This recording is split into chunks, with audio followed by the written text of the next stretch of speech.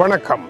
நேற்று ஈரானினுடைய அதி உயர் மத தலைவராக இருந்த காலம் சென்ற அயதொல்லா அலி காமேனியினுடைய இறுதி ஊர்வலத்தினுடைய இரண்டாவது நாள் ஈரானினுடைய தலைநகர் தெஹ்ரானில் பெரும் மக்கள் கூட்டத்துடன் நடைபெற்றிருக்கின்றது. 1.5 முதல் 2 கோடி பேர் வரை இந்த இறுதி அஞ்சலி நிகழ்வில் பங்கேற்றதாக கூறப்படுகின்றது. இந்த இடத்தில் முக்கியமான விடயம், அவருடைய 3 மகன்கள் அந்த அஞ்சலி நிகழ்வில் கலந்து கொண்டார்கள். அயதுல்லா அலி காமேனியினுடைய மகன்களில் ஒருவரும் இன்றைய ஈரானினுடைய புதிய மத தலைவராக நியமிக்கப்பட்டிருக்கும் மொய்தாபா காமேனி அங்கு வந்தாரா என்றால் அவர் இல்லை. இன்றைய கதாநாயகன் வரவில்லையே என்ற ஏக்கம் மக்களிடையே இருந்தாலும் அவருடைய 3 பிள்ளைகளும் வந்திருந்தார்கள். மொய்தாபா காமேனி இந்த நிகழ்வில் பங்கேற்க விரும்பியதாகவும், ஆனால் அதற்கான அனுமதியை இராணுவம் அடியோடு வழங்குவதற்கு மறுத்துவிட்டதாகவும், அவர் இருக்கும் இடத்தை எந்த ஒரு சந்தர்ப்பத்திலும் வெளியில் விடக்கூடாது என்பது அவர்களுடைய வேண்டுதலாக இருப்பதனால் வெளியே வர முடியாத சூழ்நிலை இருக்கின்றது. இருந்தாலும் இந்த மாதம் 9ஆம் திகதி மஸ்கத் நகரில் நடைபெற இருக்கின்ற அயதுல்லா அலி காமேனியினுடைய இறுதி அஞ்சலி நிகழ்விலும் நல்லடக்க நிகழ்விலும் அவருடைய மகன் மொய்தாபா காமேனி கலந்து கொள்வார் என்கின்ற எதிர்பார்ப்பு இருப்பதாக அங்கிருக்கும் மக்கள் குறிப்பிடுகின்றார்கள். இந்த அஞ்சலி நிகழ்வில் காணப்பட்ட முக்கியமான விடயம், நாங்கள் உங்களை நம்புகின்றோம் என்று இன்றைய மத தலைவர் மொய்தாபா காமேனியை மக்கள் பெருமளவில் விழித்து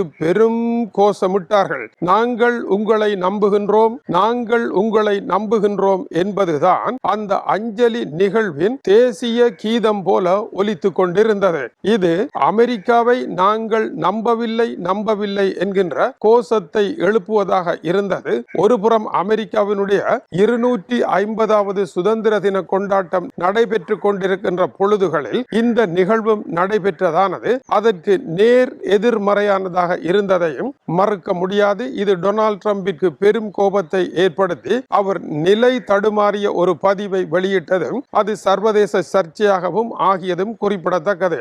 இந்த அஞ்சலி நிகழ்வில் அயதுல்லா அலி காமேனியினுடைய 3 மகன்கள் நின்றிருந்தார்கள். அத்தோடு ஈரானினுடைய அதிபர் மசூத் பெசஸ்கியான் உள்ளிட இன்றைய பாராளுமன்ற தலைவர் உள்ளிட அனைத்து முக்கியமானவர்களும் அங்கே நின்றார்கள். இந்த தருணம் தமக்கு மிகவும் வாய்ப்பான இராணுவ தருணம் என்று டொனால்ட் ட்ரம்ப் குறிப்பிட்டார். ஒரே குண்டில் எல்லோரையுமே முடித்து தள்ளி இருப்போம், ஆனால் நாங்கள் அதை செய்யவில்லை. ஏனென்றால் அதன் பின்னர் இந்த பேச்சுவார்த்தையை நடத்துவதற்கு ஒருவரும் உயிருடன் இருக்க மாட்டார்கள் என்பதனால் இதை நாங்கள் செய்யாமல் விடுகின்றோம் என்று அவர் கோபமாக கூறியதற்கான காரணம், கோடிக்கணக்கான மக்கள் வந்து நின்று உங்களை நம்புகின்றோம் என்று கூறியது மக்கள் ஈரானினுடைய மத ஆட்சிக்கு எதிராக இருக்கின்றார்கள் என்று இஸ்ரேலும் அமெரிக்காவும் பழைய ஈரானிய மன்னர் ஜாவினுடைய மகனும் செய்த பிரச்சாரங்களுக்கு இது முற்றிலும் எதிராக இருந்ததனால் டொனால்ட் ட்ரம்ப் நிலைகுலைய வேண்டிய நிலை ஏற்பட்டதை அவருடைய இந்த பதிவு காட்டியது. இந்த மக்களை பார்த்தும் அவர் கடும் சீற்றம் அடைந்தார். இந்த மக்கள் உண்மையில் ஈரானினுடைய மதவாத ஆட்சியை வெறுத்தவர்கள். ஆனால் இப்பொழுது எதற்காக இங்கே வந்து நிற்கின்றார்கள் என்று தெரியவில்லை. ஆனால் இவர்கள் பொய்யாக வந்து நிற்கின்றார்கள் என்றும், இவர்கள் இப்பொழுது அழுகின்ற கண்ணீர் உண்மை கண்ணீர் அல்ல, அது நீலி கண்ணீர் அல்லது முதலை கண்ணீர் என்று பொருள்பட டொனால்ட் ட்ரம்ப் தன்னுடைய பதிவை கூறியதன் பின்னர் ஈரானினுடைய அல்ஜீரிய தூதரகம் வெளியுறவுத்துறை அமைச்சர் கூறாமலே தான் கூறியது, மிஸ்டர் டொனால்ட் ட்ரம்ப், உங்களுக்கு பண்பாடு கிடையாது, உங்களுக்கு வரலாறு தெரியாது, இது பற்றி எதுவும் உங்களுக்கு புரியாது. உங்களை போன்றவர்கள் இப்படியான கீழ்த்தரமான வேலைகளை செய்வதை தடுக்கவும் முடியாது. இதில் இருக்கின்ற ஆன்மீக உண்மைகள் உங்களுக்கு விளங்கவும் விளங்காது என்று டொனால்ட் ட்ரம்பை இதுவரை யாரும் எந்த வெளிநாட்டவரும் காட்டமாக சொல்லாத அளவிற்கு துணிகரமான ஒரு பதிலை ஈரானினுடைய அல்ஜீரிய தூதராலயம் ஈரானிய அரசின் சார்பில் எழுதியதும் டொனால்ட் ட்ரம்பிற்கு இன்னொரு சவுக்கடியாக அமைந்தது. அதேவேளை இந்த இறுதி அஞ்சலி நிகழ்வில் கூடியிருந்தவர்களில் அயதுல்லா அலி காமேனியினுடைய மகன் பாலஸ்தீனர்கள் போடுகின்ற கருப்பு வெள்ளை போன்ற அந்த சால்வையை அணிந்து தன்னுடைய தந்தையினுடைய உடலத்தை பார்த்து கண்ணீர் விட்டு கதறி அழுது அந்த துணியினால் அதை துடைக்கின்ற காட்சி ஈரானினுடைய மக்களினுடைய உள்ளங்களில் பலத்த நெகிழ்ச்சியை ஏற்படுத்தி இருக்கின்றது. அது ஒரு முக்கிய காட்சியாக இருக்கின்றது. இஸ்ரேல் அமெரிக்கா இணைந்து முன்னெடுத்த தாக்குதலில் கடந்த மாசி மாதம் 28ஆம் தேதி அயதுல்லா அலி காமேனி கொல்லப்பட்ட பொழுது அவருடைய மகன் மொய்சாபா காமேனியினுடைய மனைவியும் கொல்லப்பட்டார். அவருடைய 14 மாதங்களே ஆன சிறு கைக்குழந்தையும் கொல்லப்பட்டது. அயதுல்லா அலி காமேனியினுடைய குடும்பத்தினரை ஒட்டுமொத்தமாக துடைத்தறியும் விதமாக வகுக்கப்பட்ட அந்த தாக்குதலில் தெய்வாதீனமாக மொய்சாபா காமேனி தப்பினார் என்றும் அவருடைய 2 கால்களும் பழுதடைந்த நிலையில் இருப்பதாகவும் முகம் சிதைவடைந்ததாகவும் முன்னைய செய்திகள் வந்தாலும்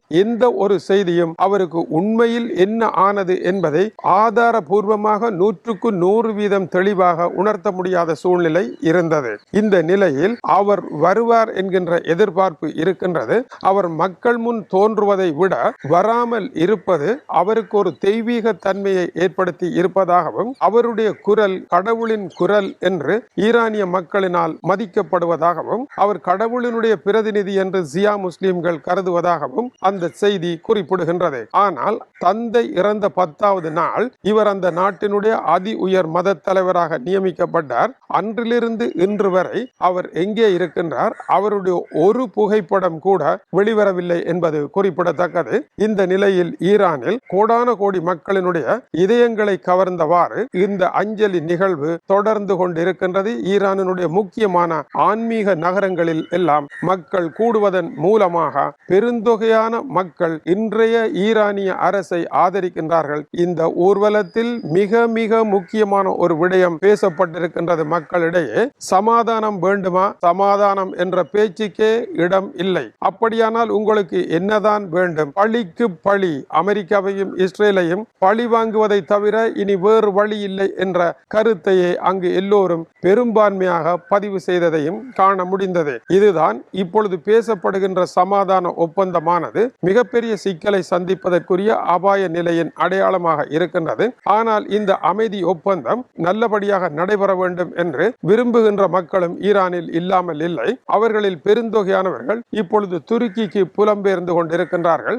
உல்லாச பயணிகள் போல துருக்கி வரும் இவர்கள் என்னதான் சொல்லுகின்றார்கள் என்பதை இன்றைய தி வால் ஸ்ட்ரீட் ஜேர்னல் சிறப்பு கட்டுரையாக துருக்கியினுடைய வேன் என்கின்ற நகரத்தில் நின்று எழுதியிருக்கின்றது. அவர்களுடைய கருத்துக்களை அடுத்த செய்தியில் காணலாம். வணக்கம் உறவுகளே.